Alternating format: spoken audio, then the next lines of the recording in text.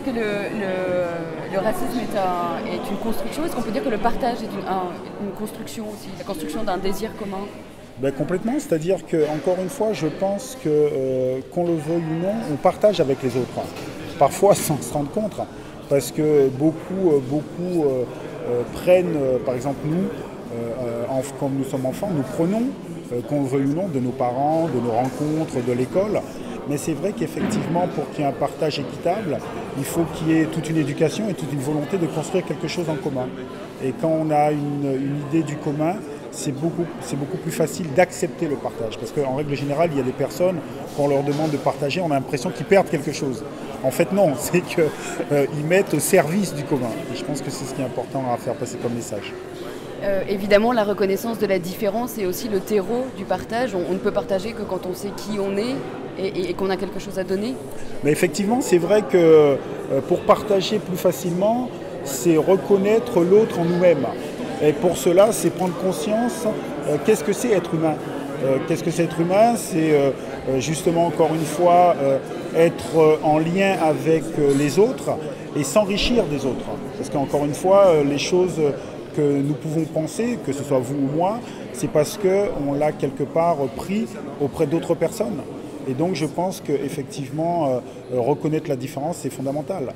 Parce que chacun de nous, nous sommes uniques et je crois que c'est ce que nous ne savons pas parfois.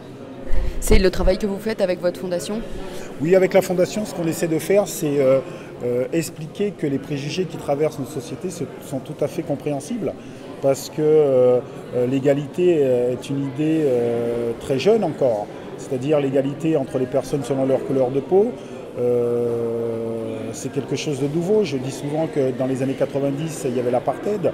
La ségrégation aux États-Unis, c'est dans les années 60. Dans notre pays, par exemple, la décolonisation, c'est les années 60 aussi. Et là, toute cette idéologie était basée sur une hiérarchie disant qu'il y avait des personnes de couleur blanche qui étaient supérieures et que les personnes de couleur noire étaient en bas de l'échelle et étaient le chaînon manquant entre le singe et l'homme.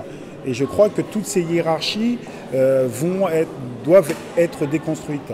Par exemple, la hiérarchie qui voudrait que l'homme serait supérieur à la femme existe encore aujourd'hui parce qu'il y a du sexisme dans notre société et il faut la dénoncer, mais encore une fois tranquillement, sans être dans la victimisation, sans être dans la culpabilité, mais faire une photographie de la situation et dire voilà, la situation est celle-là, qu'est-ce qu'on va mettre en œuvre pour la dépasser et pour changer les choses. Voilà. À votre avis, qu'est-ce qu'on partage le plus volontiers en 2012? Qu'est-ce qu'on partage le plus volontiers? Je dirais notre humanité. Voilà, se reconnaître comme des êtres humains, voulons changer les choses. Merci beaucoup. De rien, c'est moi.